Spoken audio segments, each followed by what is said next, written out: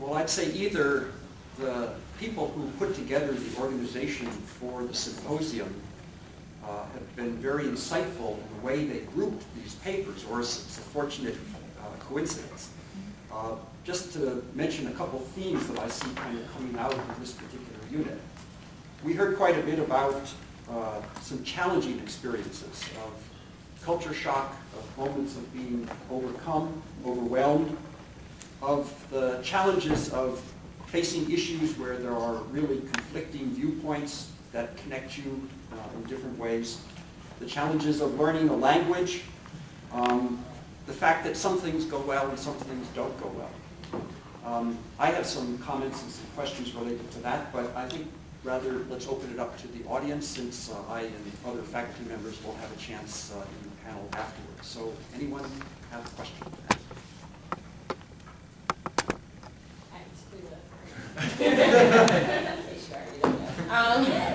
I have a question for Ali.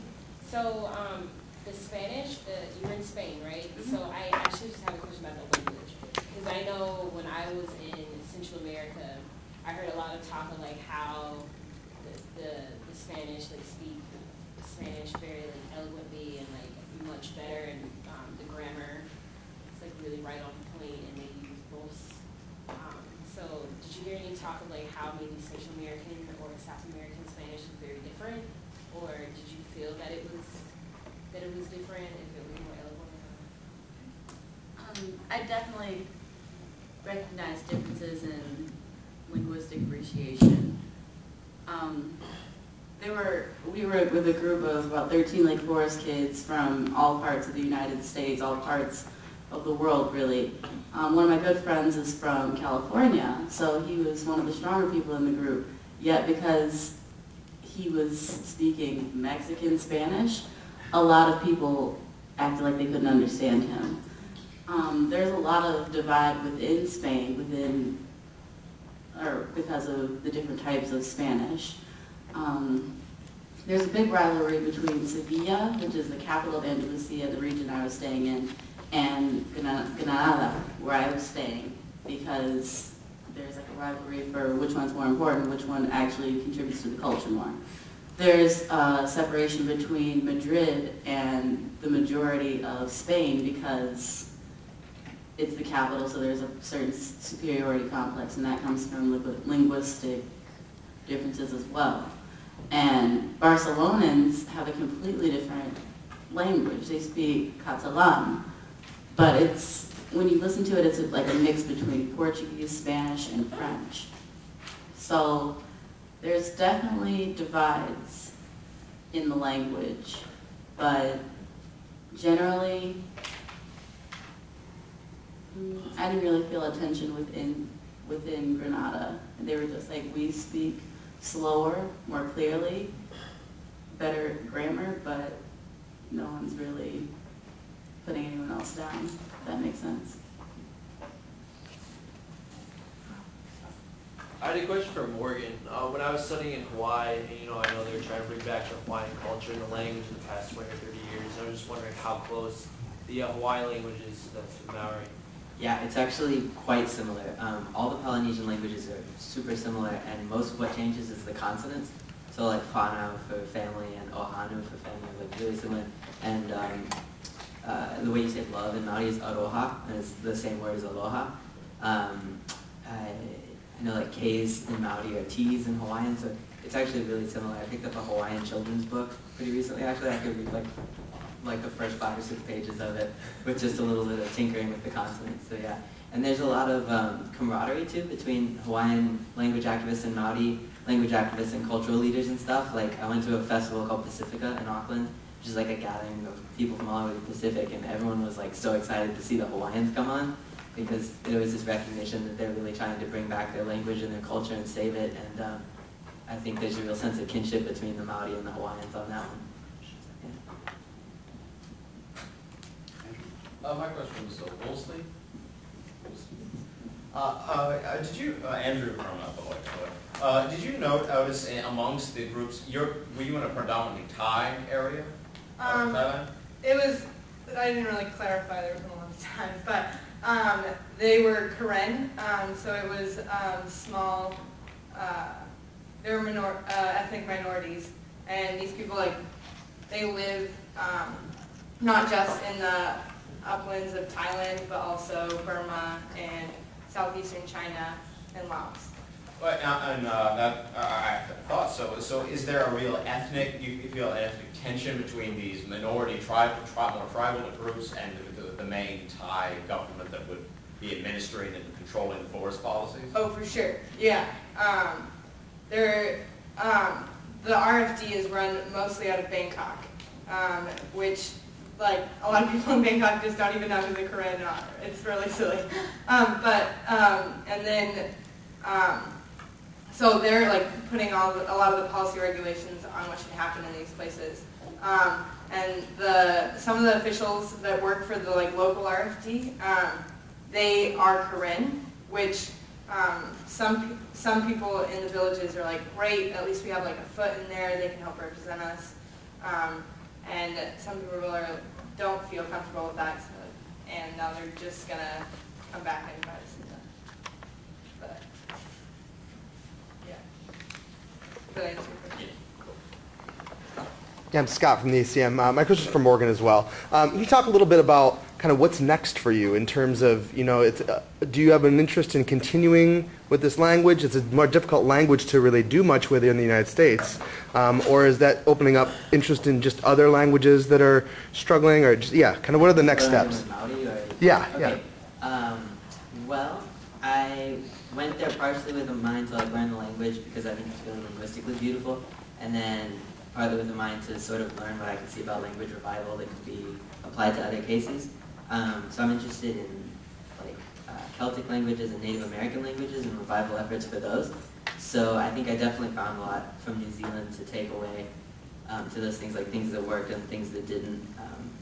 Getting kids involved for sure is a big thing.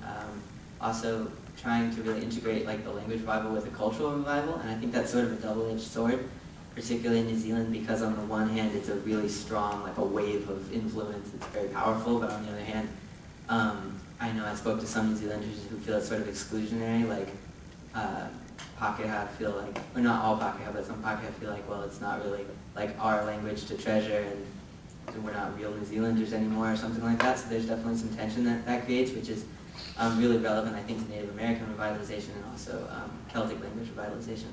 There's definitely a lot there. Michael Harrison, Monmouth College. My question is for Stuart.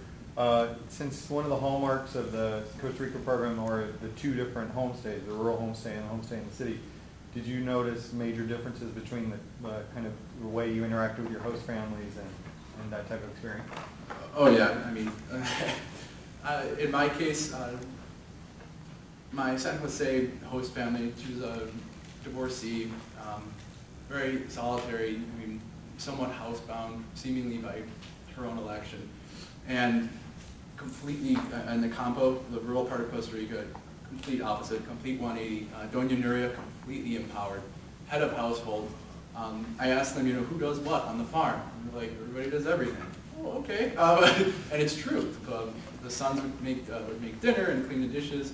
I told her I have an interest in cooking, and she let me cook the rest of the time I was there. She's like, yeah, you know what? I actually don't like cooking, so you do stuff you don't know how to do. And a lot of the, I guess, pleasantries as well were completely disregarded in the Campo in terms of the host dad never had a shirt on.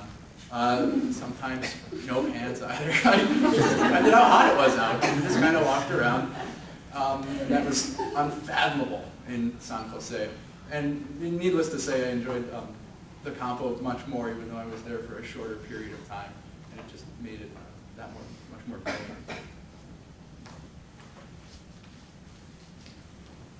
I'm Sunshine from Knox College.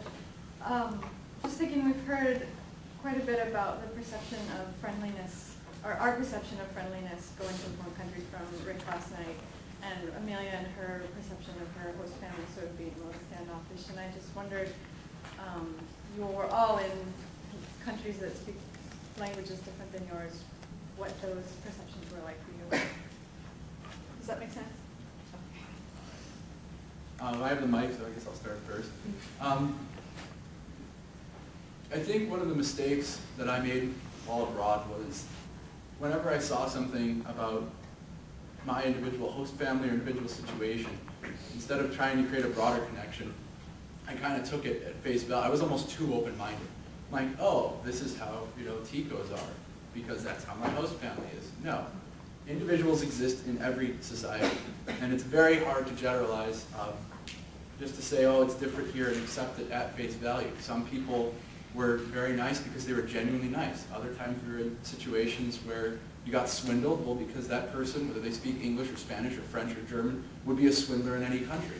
So it's more about the makeup of your personality. And so in my case, I found that the language barrier wasn't so much as kind of the social barrier and understanding where my comprehension of their culture stops and where my understanding of human psychology starts. I think the best way for me to explain the friendliness issue is to say that in the French language, there are two ways to say friend. You have your ami, or your amis, which are your friends for your life. You've grown to trust them over a very long period of time. And there's a distinction between your ami and your copain or copine, which is just an acquaintance or someone, say, you're in school with. Where, as in the US, I think we have a tendency to call everyone our friends. I think some of us, it would be normal for us to go back to our campuses after this trip and say, oh yeah, I made some new friends at the conference, it was great. And that would shock a French person if you actually used the word friend in their language, because what I slowly learned over a year was that they have these, in my sense, in a general sense, they have barriers that they put up. And they only let you in so much until you've proved to them that you have their trust and that you're not going to do them wrong, I suppose. And so for me, coming in as an American, used to being pretty bubbly, outgoing, it was very shocking to meet a lot of people who just didn't seem to be interested in me and seemed to be set in their ways, their lifestyles. They weren't really very interested in meeting new people. But what I found out was once I showed just the least bit of interest in them, it just took a little bit of effort, and once I really started following through with any commitments that I ever made, I have now made very good friends there. And granted, I didn't meet a whole lot of people. The people whom I met right at the beginning were the ones whom I sort of stayed with throughout that year, whether it was one professor, a few French students in the law school, or my host family. They really followed through, whereas I find in the US sometimes you'll think someone is your friend and it's very easy for them to say, cancel a meeting you had together, or cancel a date you had, and it's not seen as a big deal, whereas in France it would be. So that's my impression. The same thing can be said about German and how they have two words for friend or acquaintance, and especially how the program had us living in flats with German students. They weren't flats with big open spaces, these were rent by the bedroom. So the only common space that we all shared was a small kitchen and place for one couch. So a lot of my fellow students, American students on this program, never really met their German flatmates because they would constantly be either in their room studying or off at their classes, not really caring that there was someone else there because there was such a high turnover that it didn't matter. But my flat wanted to know who I was. We had an open door policy. Your bedroom door was only closed when you were sleeping, or in my case, when I was Skyping home. And so they taught me about how you can, like, as Stuart said, the individual, these were Germans who wanted to know me, who wanted to know my experience. And so that's how I found friendship there. In Japan, they don't really do the touching that the Americans do with the hugs and the high fives and the handshakes. They do the bowing. I didn't really know how much of an American I was with physicality until I met Nina. And the first thing I said was, oh, so good to meet you. And I went in to hug her and she was like, oh, she just like petrified that I was actually touching her. But we eventually over the 4 months got to the point in our friendship that given the recent earthquake events that happened, I was able to email her and she was like, thank you so much for thinking about me. I'm fine. It's okay. And the same thing with my host family that a lot of us have been echoing was I wasn't invited into their tatami room because that was their formal room with all of their really nice things until almost the end of my trip when my host mother looked at me after dinner once and was like, "Do you want to watch TV with us tonight?" And for me, being invited out of the dining room, which was the central hub of our life, into this special room signified that she, like I said, seriously saw me as a son and saw me as her second 10-year-old who just ate her food and made laundry for her to wash. I guess I'll talk about this maybe from two perspectives, because there's on the one hand the Maori culture that I guess was Maori speaking for the most part, and then there's the New Zealand broader like Kiwi culture, European based. So my only stereotype going into New Zealand was that everyone was going to be slightly English and eating pies all the time and stuff like that. And so for the European New Zealanders or Kiwis, it's the denim. I was really surprised actually by how like outgoing and friendly that they were. I did a camper van trip around New Zealand after my program ended, and on more than one occasion, people followed me several kilometers down a dirt road to tell me that I was heading nowhere, and I had to make a right instead of a left at the last gas station or something like that. So people would really go like way out of their way to help you, and I think a lot of that comes from a desire for Kiwis to like make a good impression and sort of tell people, give people a good view of their country. It's something that they're really passionate about, and they're like on the bottom of the earth. So it takes like a long way for news to travel out of New Zealand, and they want to really make a good impression. And it makes for really friendly people and outgoing. And then in the Maori culture, my biggest experience was with that student group, Ngataria Maori, and I mean, that was ridiculous. I signed up, and like within 2 minutes, people were grabbing me in the school halls and giving me like noogies and saying hi and inviting me to meet their grandparents and stuff like that. So it was like really, really kind of like overly friendly even for me. I was like, oh, okay. But yeah, I mean, the first weekend after I joined up, I went for like a sleepover at the marae, and then we went to a beach all together and like ate mountains of food and played a bunch of volleyball together and stuff that I would not have imagined doing with people that I met 3 days ago. And yeah, it was, I guess, just two different kinds of friendship, but it was very friendly. Yeah, the people were great in Thailand. After my program was over, I arranged with my host mom to go to her village where her parents live and spend Christmas there because they were Christian. And so I get in the car and she's like, okay, see you later. I was like, wait, what? I'm just going with this man that I don't know at all. And she just set me off with her like nephew, or I don't know who he was. And so she set me off and she's like, maybe I'll be there in a day. And she never ended up showing up. But I stayed with my grandparents, and they just made sure, like, they were so hospitable. They made sure everything was like perfect for me, sometimes too much so. Like, I just want to be part of your family. Like, you don't have to like keep trying to appease me. But it was great. Like, we went caroling until like 3 in the morning, 2 nights in a row, because we had to go to every house. And there would be people that would just adopt me along the way, like, oh, come with me, like, it'll be great. They're just like, hold on to you. And then the next day, I was in a parade. I didn't know I was going to be in a parade. Everybody was in a parade. And then there was like a big soccer game, and they would play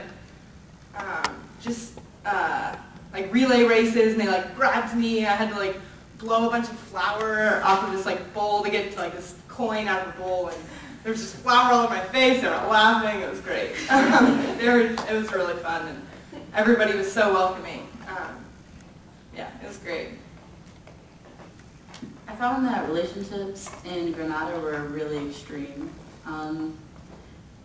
Very different ends of the spectrum. Either people are staring at you stone-faced, not even breaking the stare, trying to figure out why you're here, or even pointing, oh, morena, ¿qué haces, morena? Like,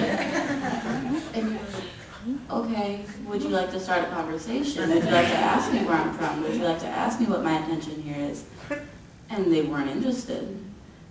And then there are the Granadinos who come up to you and want to know your entire life story, want to take you to the bars they're going to, want to take you to botellones, which is a big set, like a street celebration. It's like homecoming every Friday and Saturday night. And want to take you to the club, want to like go get breakfast with you the next morning. And that's what I saw in my host family. The minute I got there, I was their ihita, their little daughter. And if I was asleep too long, they would get worried. They'd like come knock on my door and be like, "Are you okay? Are you okay?" Or if I wasn't going out enough, they're like, "What are you doing? Like, put your books down, come on, we're going out." Or, for example, they just listened to everything that I said, and I think that's very characteristic of people in Granada. Like, either they just don't care, and they're not going to be fake with you, or they're going to be completely engaged and remember everything you say and use it in conversation. I told my host mother, Mari, that I like Kit Kats. And every time she'd do my laundry and make my bed on Sunday, she put a little Kit Kat on my pillow. I said that the first day, and she kept it up until December. So, and everyone that I talked to for an extended period of time was very engaged in American culture, so they would be able to have a productive conversation with me. Or it's very common in Granada that every phrase is ended with guapa, guapa, and that literally means pretty, but there are other meanings of it where it means like a good person. And if someone's calling you guapa, that's a very, very big compliment. So my friendships were sparse, but the ones that I have and maintain mean something. So. Other questions?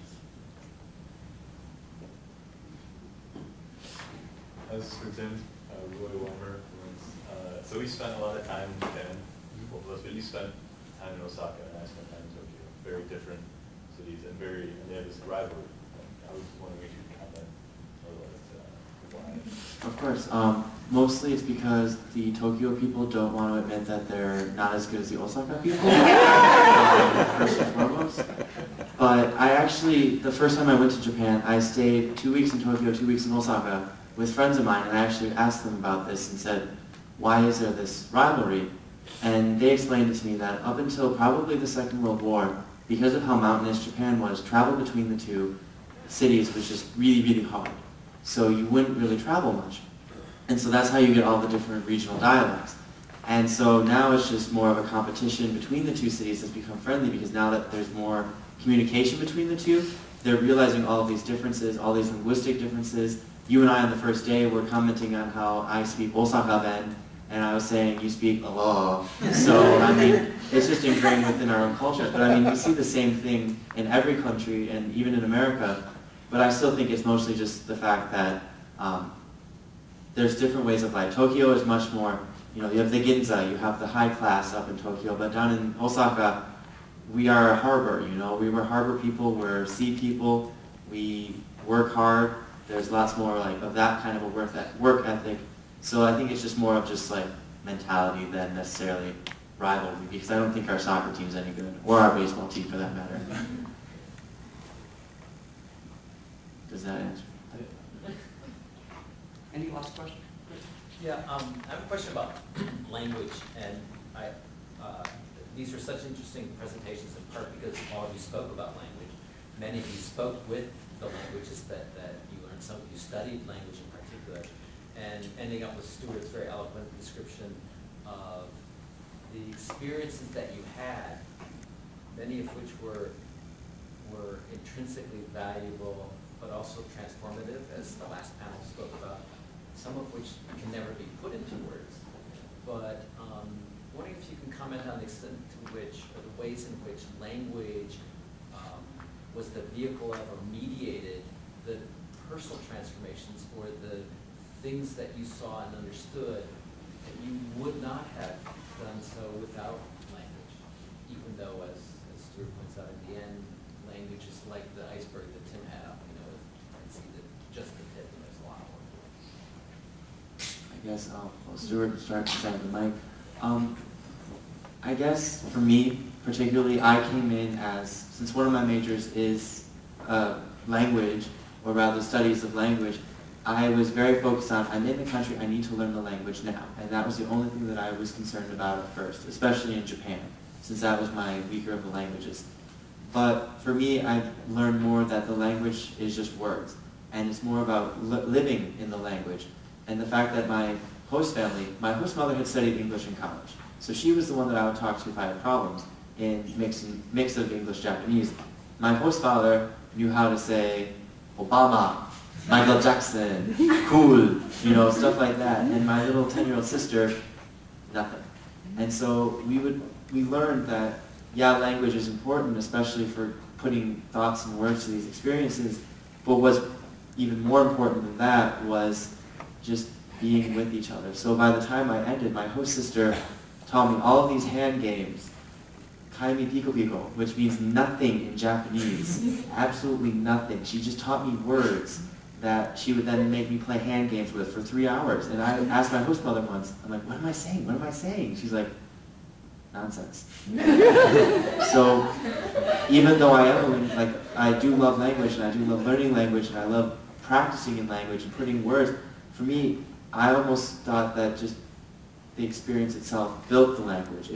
It supplied me with the language and it gave me the language instead of the other way around.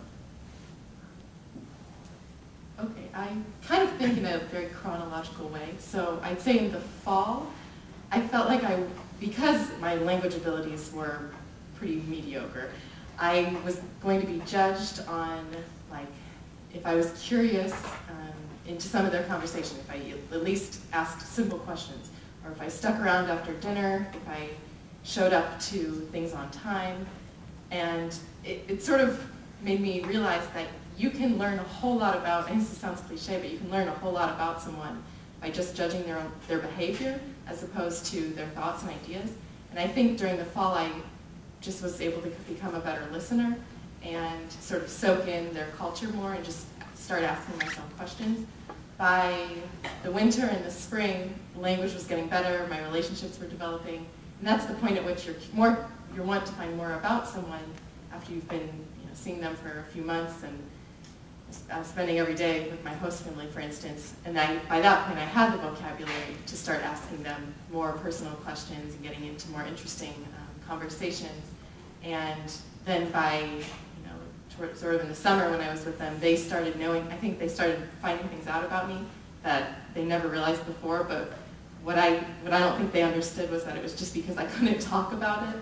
So I think in general, the experience would have been completely different had it been in an English-speaking country. Because for basically 3 or 4 months, I didn't talk that much. So, which in looking back, I should have been just a little more open to starting conversation and not being so afraid to make mistakes, but that's just what happened, so that's what it is. Yeah, for me a big part of language is listening and repeating. And in my particular case, just because of my personality, I tend to do so without the foresight into what the possible consequences could be.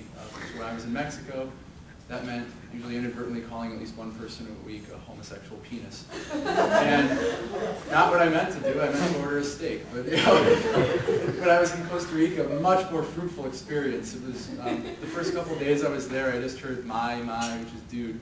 And I'm just like, oh, a guy is a my, that's cool. And then you get in the cab, and if you say, okay, I'm going home, my, all of a sudden he takes the shorter route and it's 30% cheaper. So there are a lot of benefits to picking up on the local colloquialisms, and I try to do so as much as possible. Well, so I'm sorry.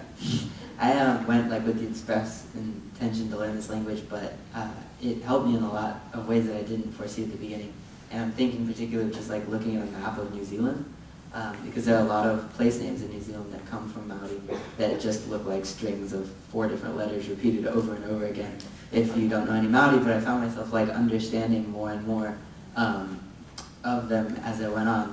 Te Ika Maui is the name for the North Island, and it means Maui's fish, which is pretty inconsequential, but then it's related to this whole mythology of the Polynesian god Maui, which is where the Hawaiian island name comes from, being ripped from ripping a fish out of the ocean and plunking it down there, and that's New Zealand.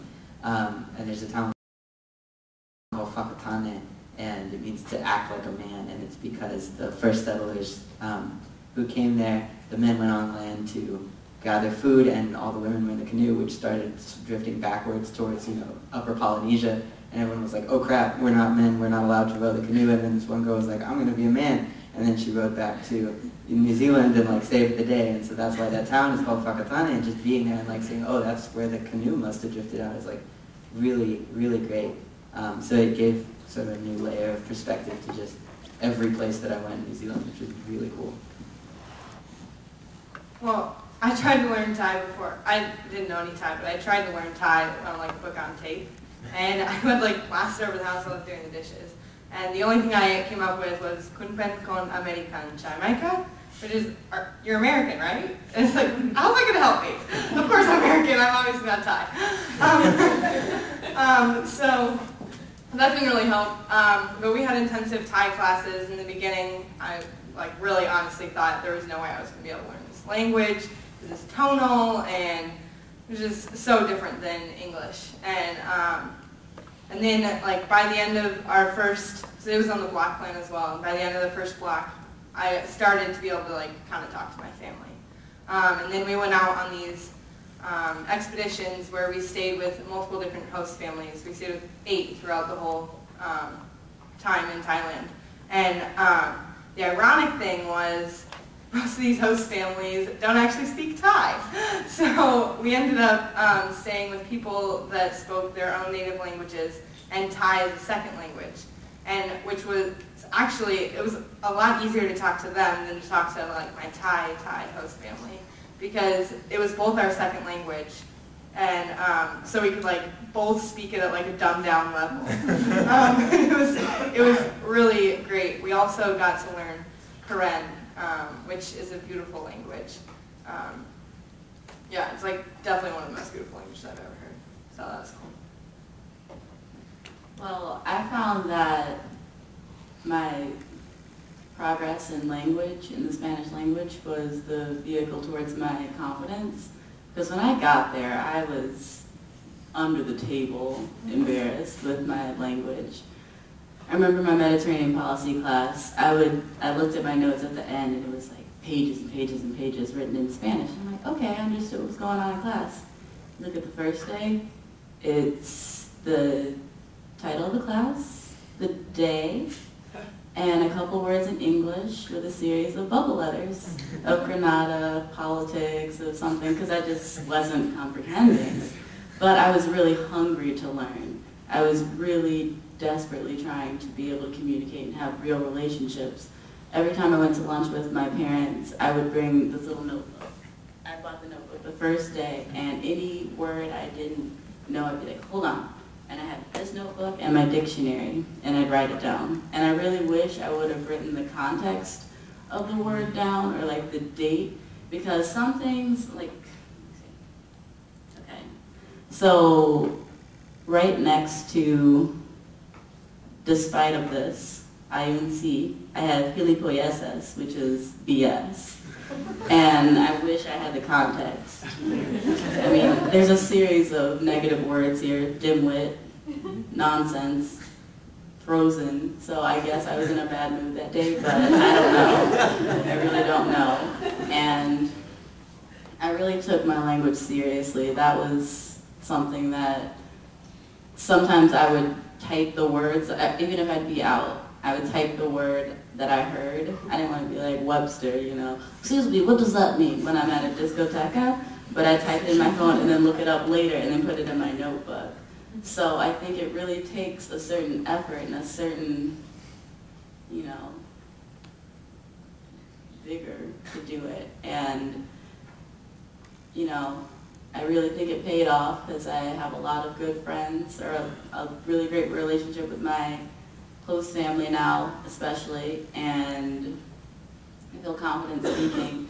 I remember another story, at the beginning of the trip, I would just go to whatever club there was a sign on the wall for, but then at the end, when they were at the club promoters, like, Dio, ven aquí, ven aquí, I was actually feeling confident enough to turn around and be like, I'm not a Tio, I'm a Tia. Do you not see that I'm a girl? That means like dude. So I was like, you need to acknowledge the fact that I'm not a guy. So, I mean, that's definitely progress that was necessary. So.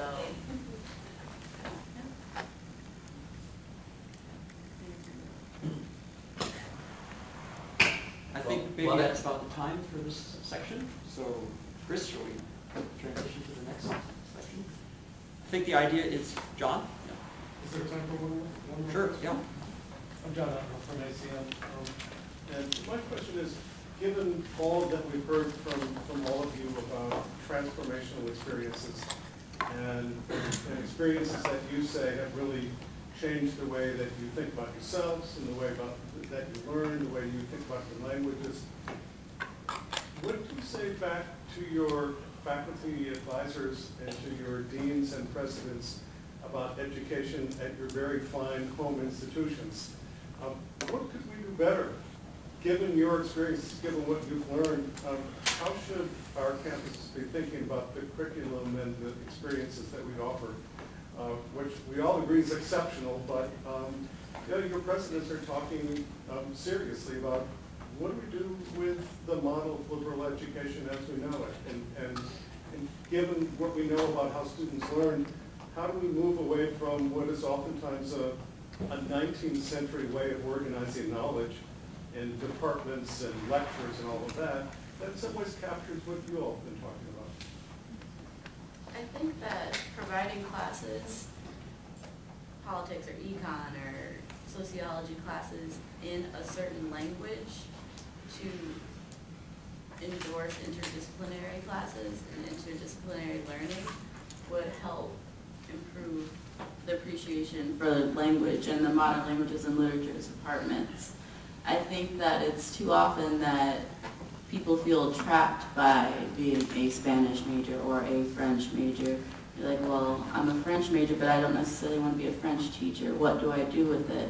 And if you've only had grammar and usage classes and you don't feel comfortable talking about French politics or literature, then you feel trapped. So I think that acknowledging other fields and really looking into the culture of the different countries that bad luck, the different countries that speak these languages is really important. And of course, endorsing studying abroad as more than, obviously we've taken it and run with it, everyone here, but really promoting it as something more than something you have to do in college or a break from the norm, as like a growing experience.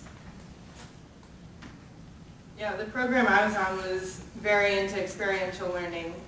So we would have 1 week on campus and then 3 weeks out in the field and learning like firsthand from these people. I don't think that's necessarily realistic for all schools, but I think that it would be great if we could have more experiential learning, whether that means like just getting out in your community. There are so many like political science things you can do, ecology things, like go like talk to people that are in your community. And I think that's a great way to like burst the bubble around a lot of liberal arts colleges. And I think that students gain a lot more out of it than like if they have a project that they can work with somebody else in the community, I think that they're going to learn a lot more from that than like mesmerizing something like dates. I don't know.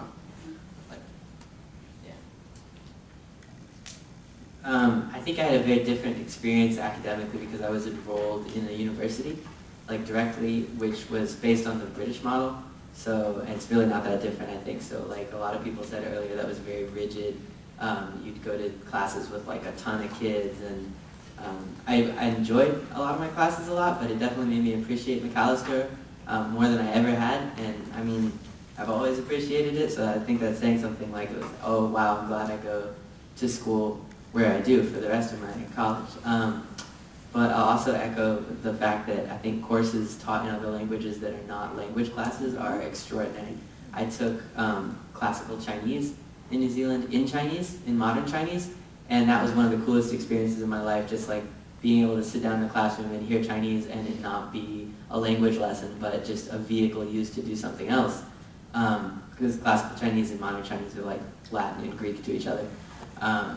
that was such a great experience, and I recently got to talk to the faculty of the Chinese department of McAllister, and they asked if I had anything to recommend, and that's what I said.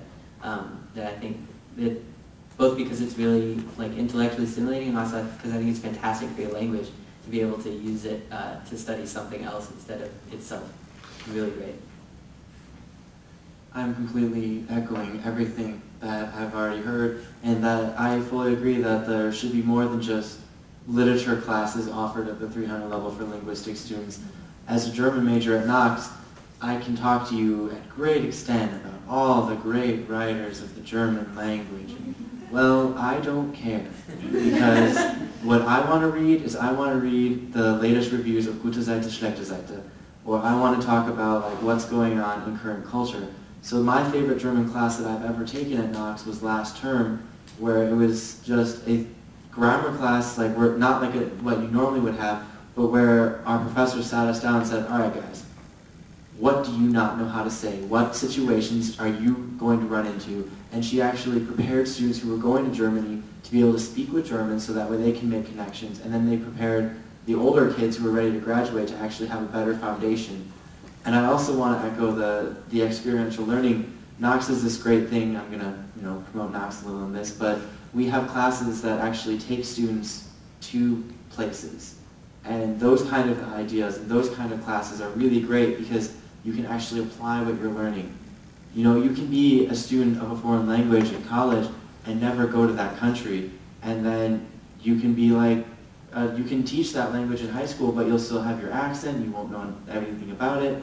But if there's just that one opportunity for you to go, even if it's for a week, you will still get such a great experience, and you don't have to then commit for a full study abroad program. Okay, during my time at the language school in Besançon, we took a couple of school field trips one was to Strasbourg to see the European Parliament, and there I was exposed to the fact that there are professional interpreters out there in the world and professional translators. And I'd heard of those jobs before, but because I'd never known anyone who did that, I didn't really think of it as a serious career option.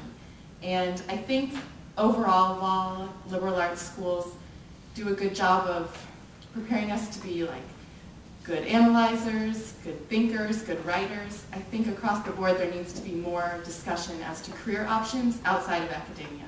I've been rather frustrated just with some professors who, when I try to talk to them about life after college, the only advice they can really give me is what they've done, which has gone on to get a PhD. And I don't want to demean that at all. It's definitely an admirable career, but it's not for everyone. And just seeing members of the senior class at Knox this year really struggling with the fact that they're graduating in a month.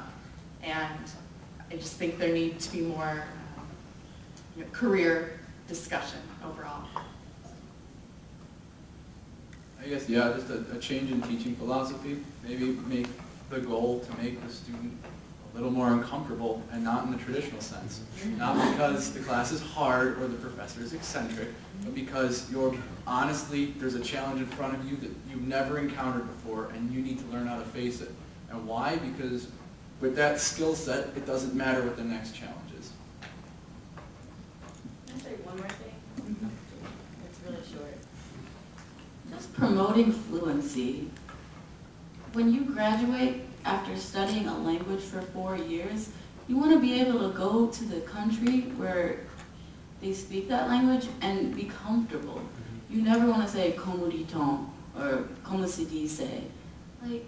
You should be able to express what you want to say as eloquently as you would a 21-year-old scholar in that field.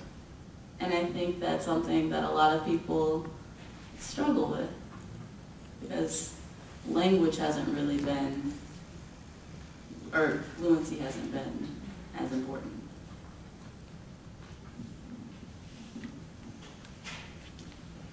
Thanks to all the members of the panel.